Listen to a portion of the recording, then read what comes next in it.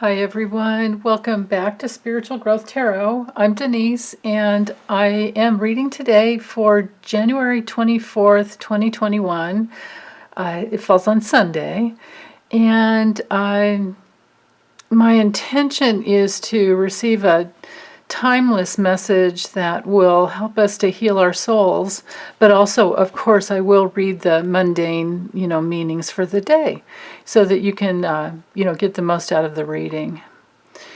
So, aligning with the limitless abundance of the universe and getting inside the cosmic laws of truth and love, what is it that we need to know for the day? And for helping our souls heal and come back home to who we truly are. Okay, so we have for the theme the Eight of Swords reversed, which is excellent. Actually, when this card comes to reverse, I like it better than straight up. Because straight up, of course, is a bit of a restriction, and it's being in our own little self-created prison, based on our false belief, because of our false beliefs and our vicious circles that we're struggling in. But when it's reversed, you can see straight up, she's not looking within, right? She's looking up in both situations. She's not looking within. And the guidance here with this card is to look inside. It's always an inside job. Working our way out of any box, any restriction, is always an inside job. So reversed, that's the theme. That's what we're doing. We're working ourselves through limited beliefs, and now we're in that limitless place. So that's really, really wonderful.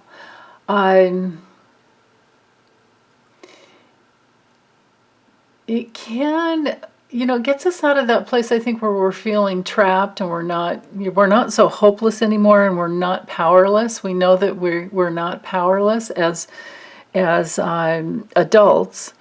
But, of course, as children, we have gone through many experiences of feeling helpless and powerless. So working our way out of that box is what's actually happening. That's really beautiful. There's also the release of feeling like a victim, because you're in that place where you go, okay, wait, I know what's going on, so therefore I have control. When you take self-responsibility for all of your beliefs, what happens is that you realize, well, wait, if it was my false belief that got me into this, well, I can turn that around. So this card is literally turning around beliefs. I always look at the eights as being very powerful cards. And the swords, of course, have to do with our, our thoughts. Our thoughts and the way that we communicate with the world, or the universe, actually, and how powerful the words are, how powerful our self-talk is. And to know that the subconscious has no sense of humor, to quote Louise Hay. So knowing that means that we don't put ourselves down. We don't talk negatively about ourselves, because there's, even in joking, I know it can be really funny, right? Self-depreciating humor is humorous. It is funny, but then again, if it's true that the subconscious has no sense of humor, then we have to be really, really careful with our words. Now, I feel like this is pretty complete, whether mundane or, well, let me think, hold on. If it's just on the mundane level, sometimes this card comes in when you're standing up for yourself, when you no longer take the victim stance and you realize you're creating it all, then sometimes you move forward with quite a strong sense of, okay, I know what I need to do, and then you confront this may be confronting other people. So sometimes this card can come in when there's some type of an opposition that's happening, and that's okay. That's actually really good. Now other times, let's do the method where If we go back to the previous card before the reversal, being I have 3 reversals here, this might be a little bit of a longer reading. But bear with me, it'll be worth it, I promise. Well, I'm going to try my best anyway. So if we go before the 8 of Swords, that brings us to the 7 of Swords, and that card is all about like getting away with something. This is the Thief in the Night. This has to do with maybe false beliefs you've been able to get away with in the past. They're no longer working anymore. And maybe the way we've tried to manipulate reality isn't working anymore, and we just have to get really deeply in touch with some little smidgens of false beliefs that are left. And some remnants, because with this card, in the traditional, hold on, let me find, here we go. In the traditional Rider-Waite, this is better if I do it this way with this one. With this deck, he's taking 5 swords, but he's leaving 2 behind. So sometimes the message is that you have to go back. You have to go back and get something you left behind. So when it comes to soul retrieval work, deep healing processes within the soul, it's not a linear process. The work is never linear. It's always, it comes in layers. So you go in and you find a piece of a false belief, or you find a false belief, and you do your best to heal it at the time. But life is full. We all have to work. We all have to do the laundry, do the cooking, do the cleaning, grocery shopping, all that stuff. Take out the trash. And we can only do so much at one time. So it is inevitable that we have to go back and grab another, like stitching. If you're knitting, I don't knit or crochet anymore. I don't have the patience. But if you drop a stitch, you got to go back. And you might even have to unravel like a big piece of the yarn and go back and grab that stitch, right? Or if you actually have like many holes in your sweater, like I do here, although it was made this way. If it wasn't, and you want to, stitch up the hole, that's like the soul work. We're going back and we're stitching up pieces of our soul substance where we lost ourselves, where we forgot who we truly are. Now, who we truly are, of course, is already embedded within every cell of our body. And with that, just to know that you're whole. Deep down inside of the nucleus of every cell in your body, you're already whole and complete. We just bring in each lifetime false beliefs that we're on top of our spirits. So we have our soul substance that's literally, like on top of the spirit. And our spiritual essence is constantly working to release itself. So we truly magnetize whatever experiences we need to get in order to heal. But by the way that spiritual law works is that we're protected in a way so that we're never going to get more than we can handle at one time. So that's why we sometimes have to go back and pick up those other little remnants. And I think that's what this card is speaking to on the deeper level. So now if we were to go backwards, let's see, I think I have enough room here. If we were to go, let's do it this way. If we were to go backwards from the Hanged Man, of course, we have the, we have the Justice card. Right? Oops, hold on, I gotta be careful not to get these decks mixed up. Okay, so with the Hanged Man reversed, well, with the Hanged Man straight up, the lesson is to surrender. Just to surrender to the way life is, just to trust that life will be gentle with you if you believe that that's the way it is. Now, whatever your belief is the way life is going to come at you. So we have to get in touch. We have to do that inside job and get in touch with what the false beliefs are. And then as we get that, this gateway, this major gateway of evolution here with the Hanged Man says, you can trust, you can surrender, you can flow, you can let it go. You can look at, or the guidance is with this card, is to look at life from many, many, many, many different angles. Use your perspicacity, your high capacity for perception to look at your false belief and question it from many, many different angles, and that's how you heal. That's how you get through. The card before is justice, so we're talking there spiritual law. We're talking about karma and balancing, rebalancing the soul substance. And that's why I love this artwork. Again, we're looking into the mirror. It's always an inside job. If things aren't going the way you want in life, we have to look at our own false beliefs. Like, do we really believe in the laws of love? Do we really believe in peace? Do we really believe in equality, in fairness, and justice? Even though things don't come through in every lifetime, the way that we can see justice happen, do we still believe in justice or not? And to the degree that you're aligned with the truth, to that same degree you'll be able to live in an undefended way. If your attitudes are positive, then they're in alignment with the cosmic laws of truth and love, and therefore you will not need to be defended against life.